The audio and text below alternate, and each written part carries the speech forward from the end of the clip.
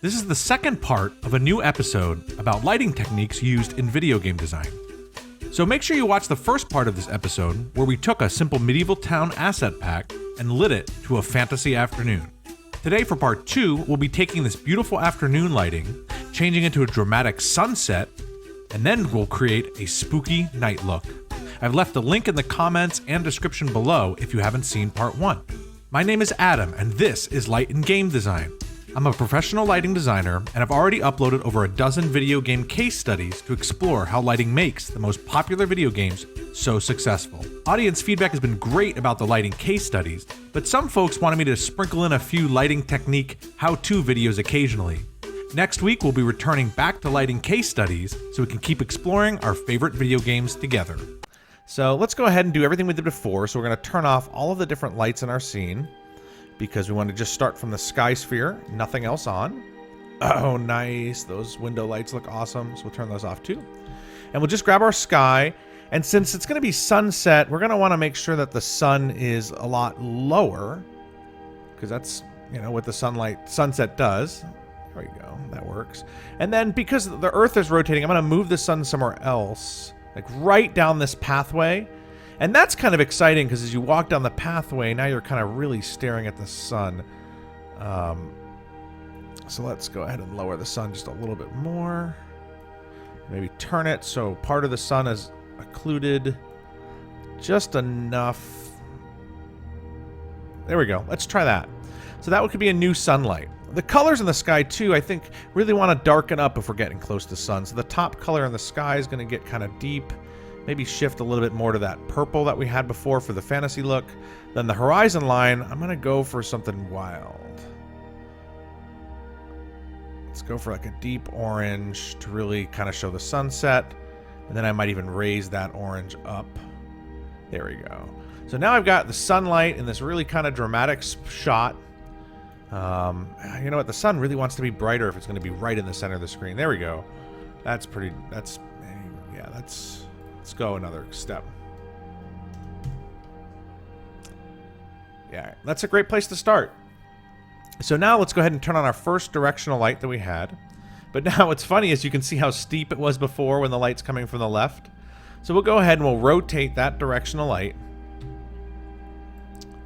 to kind of match the shadows that are coming from the sun now. So that feels like it's straight on, but it's probably a bit steep. There we go. All right, so see the shafts of light here on the edge of the building? I really like that shaft. And I really love what's going on to the bridge here, that I can get this big shadow in the middle of it. So I'm not going to touch the directional light, and this time I'm going to take the sun, and I'm going to rotate the sun to match the directional light, because that's just too good of a shaft. See that big difference again? I got to dial this one in. We have a little snap of just 2 degrees, and I think it's wants to just move like 1.5 degrees. 18.5 degrees. Nope, that went too far. 17.5. All right, so the sun actually feels a little bit low compared to the directional light. So let's raise the sun up. Kind of depends on the... Oh, man, look at that ray. All right, yeah, I'll take that one. I think that's going to be the winner. So now that we have the directional light lined up, I think we really got to shift its color. The color is beautiful. It's bright. It's just maybe too bright, and it's kind of disconnected from the deep richness of the sky. So let's go ahead and bring its saturation up just a tad. That's a little bit better. And then let's come back and kind of shift our hue a bit more towards... It's too red. Too much pink. We'll keep it a little bit golden, but just a little bit more saturate. And then we'll pick up these pinks and purples with our different fill lights. So to make those fill lights, let's make our little cheat light by copying the directional light, turning its intensity way down, and then we'll turn off its shadows. And now we get our little cheat light. And at the same time, we're going to come down and turn off its light shaft bloom, so we don't have double light shaft bloom. So now we have our primary key light with our little cheating light. So the cheating light this time, with the sun coming this direction, from down the street, I think wants to kind of cheat onto the face of the buildings, and I don't think it's going to take much If we just rotate it 5, 6, 7, too far, just here. So I'll turn off the cheat light and I'll turn on the cheat light. So now you can see I've still got a really, really nice contour line against the background from our first light on the chimneys here and the trees, but now we've been able to kind of fill it in a little bit. We'll turn both our directional lights off and now work with the skylight, which comes from all directions. So I'll go ahead and turn the skylight on. It's going to reset to its white color. So the skylight's automatically pulling colors from the sky to kind of create this tint. But I really do like to push the saturation, especially if we're doing something that's kind of fantasy. So try to pick some of these purples out of the sky. It's like purples, but then there's a little bit of orange, amber in it. There we go. Let's leave it right about there. So we'll turn off the skylight and go back to darkness. And now we'll start cheating in the skylight. So that's a 1. So you can just see like a little bit of purple on that building starting to show up. We'll go with a 2, a 3. That looks pretty good. And now we're going to come and desaturate the color. I wanted the most saturated color to make sure that we're as good as we could on the hue. I'm just going to roll back here a little bit more. Perfect. That looks really nice. You're going to walk up the street into the sun, go right under these shadows. Oh, look at this. We're getting a little extra bloom right through the windows. That's amazing. So I think that looks good. Now we'll go ahead and we'll turn back on the window lights we had. And so if we're walking up to the bridge in the shadow here, we get really nice glowing from our window lights from before. And if we walk straight up into it, as soon as the sun gets behind the building, we get this beautiful amber glow. So yeah, I think this is it. I think this is it. This for me would be a really nice sunset in this world. But let's go ahead and switch back to daytime and see the difference. Which has a lot of really nice dimension with the sunlight. And then ready for sunset. Yeah, that's a crazy, crazy, crazy dimensional.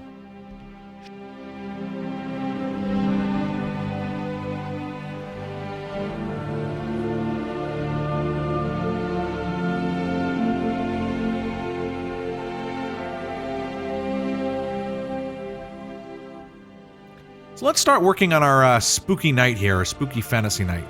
First thing you're going to want to do is start turning off all your lights, just as we've talked about in the first 2 lighting setups. Oh, this is nice. See all the window lights? I may actually just leave the window lights on.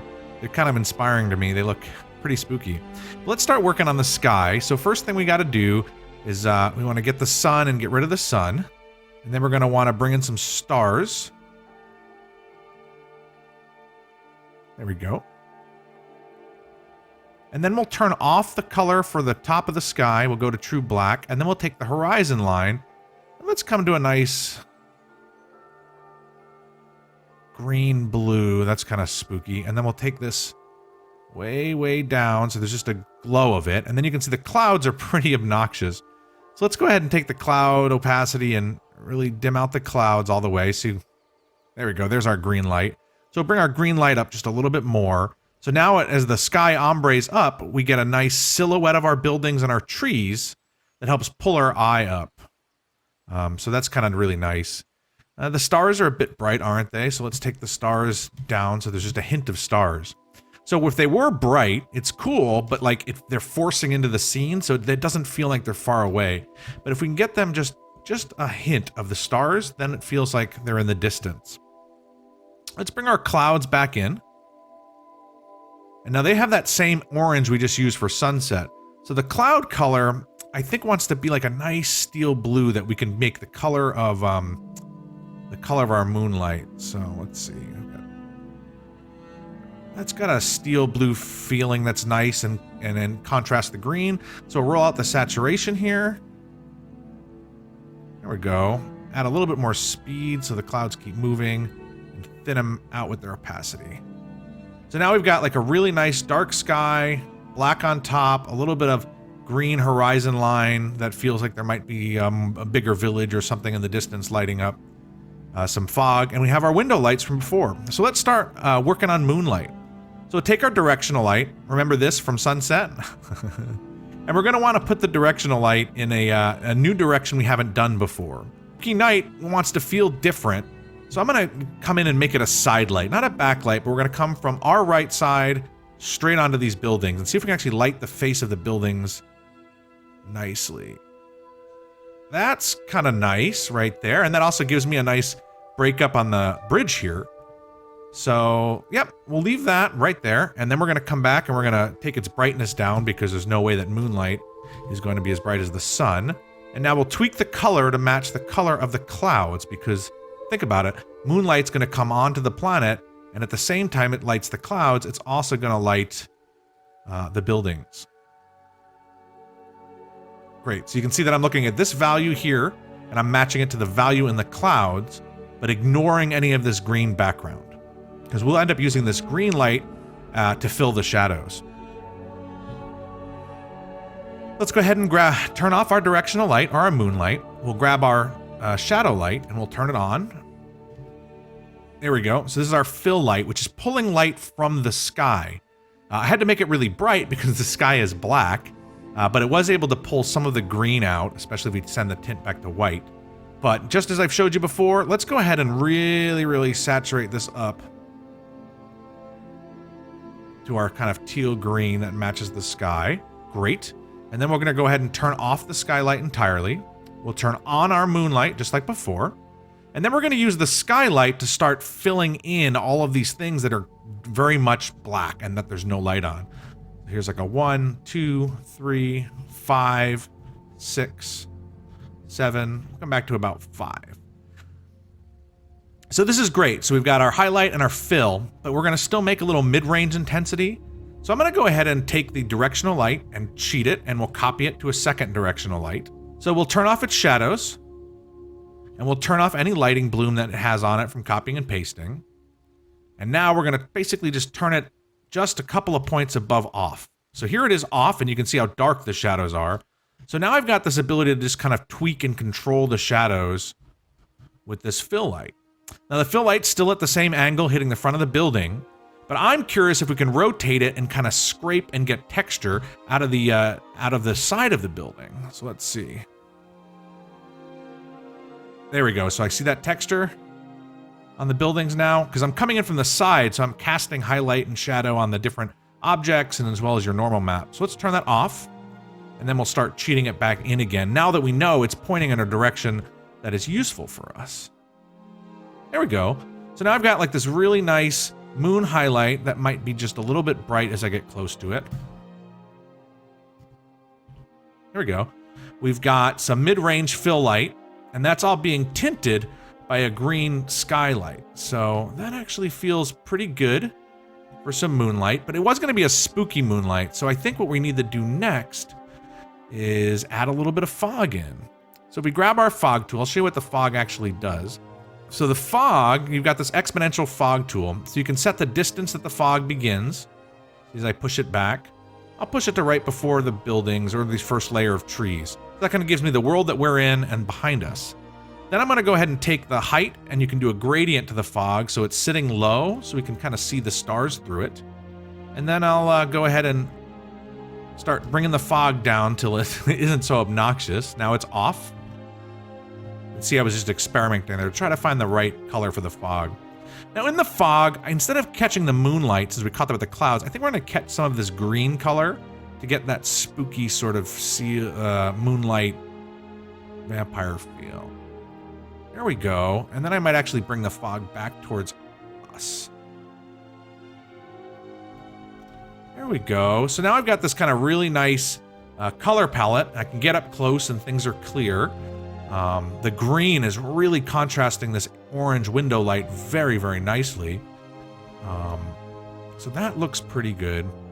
So let's look at things that I'm not happy with. So sometimes as a lighting designer, like you just have to stop, look at your composition and be like, oh wow, this looks great. But what is not working great? So for me right now, we've got this really kind of flat surface of the road. And I wish that was being broken up by some shadows or highlights. So I'm wondering if I can cast some light from inside of the building and try to break up this flat surface on the ground. So let's go ahead and we're going to put in a new rectangular light. There we go. I'm going to raise it up, get it nice and square with the building, turn its intensity way up. I'm going to go ahead and make it an obnoxious, let's go with purple color so that I can see exactly what I'm lighting. Now right now we don't see it because it's not really hitting any surfaces. So we'll come up, rotate it so it's got a little bit of an angle towards it. And I'm still not hitting the ground, so let's go ahead and take the radius of the light up. And now I'm starting to see that little bit of a purple highlight, especially if we make it really bright.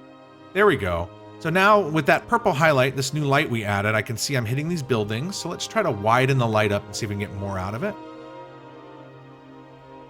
Such a funny angle that light is on. And now, if you raise and lower the light, you'll begin to see like what the best angle to get shape of light out of this building is. So that's actually kind of not too bad there. Let's see if we're point down just a little bit. So now I've got that nice light coming out of the building. So let's go ahead and we'll pull the same sort of orange color. There we go. So as we walk up, it's starting to break up some of this very, very flat surface, which is quite nice, actually. I'm actually wondering, too, if we can cast another light on top of this little catwalk here. And we haven't lit this building, so let's go ahead and we'll come into this building. We have a look out the window. We have a nice view of that object. So let's see if we can get some light out that window. I'm going to pull out another directional light, or a rectangular light. Let's come back. We'll go ahead and make this light purple. Come back outside. Spooky purple light. It is way too bright and it's just spilling out of every corner that we don't want it to through all the meshes. Okay, we'll pull it closer.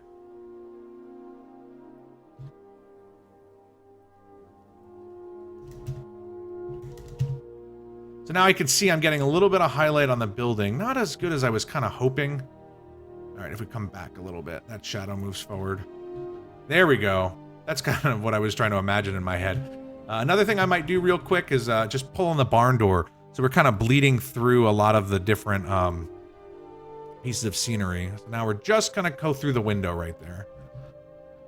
Great. And now we'll go ahead and change that color to match our kind of scene color palette for in the windows. And then we'll give it a little more kick to the brightness.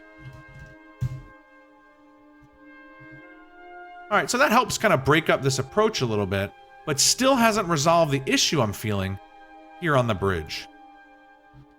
So the bridge still feels flat, which is making me kind of like relook at this and realize that I think the whole image is a little bit flat. So I'm going to go ahead and take the second directional light, or cheat light, out. So now that's kind of nice, is that I can start to see more of the bridge, and we'll just temporarily leave our cheat light out. And we're going to take the directional moonlight and just raise its intensity. That's kind of nice, and I might even tweak its rotation to move some of these shadows across onto the bridge. And then even if I change its height a little bit on the directional light, there we go. I've been able to find a nice little palette that gives me a kind of nice shaft of moonlight. Maybe make it a little dimmer now that it exists. Then we'll go back to our skylight. And our skylight's pretty bright, so I'm going to turn that off as well. There we go. And I'm just going to bring the skylight in one click. That's about a fifth of where I had it. And I may actually take it a little bit more towards the green. There we go. And then we'll go back to our little cheating light, and we're going to bring it in just a tiny bit. So that's without 1.5.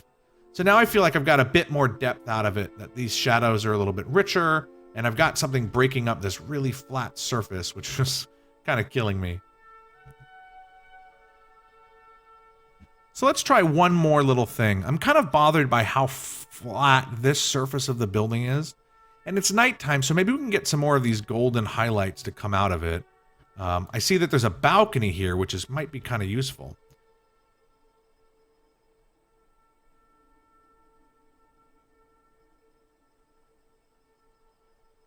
Still really bright.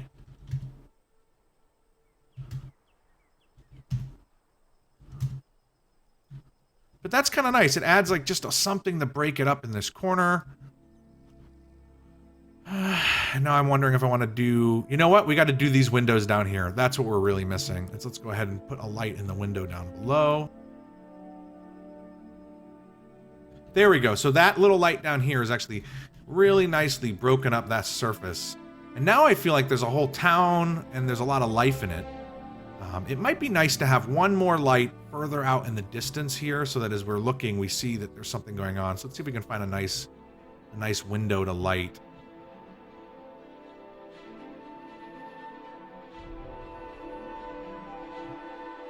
Come in, we'll take that white light, make it a bit of golden.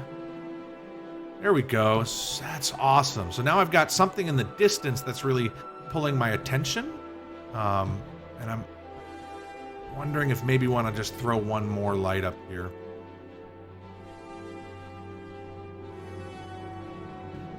Yeah, that's really nice. Now I've got a couple of lights in the distance, the buildings are lit, and I really feel like I've landed here at a spooky night.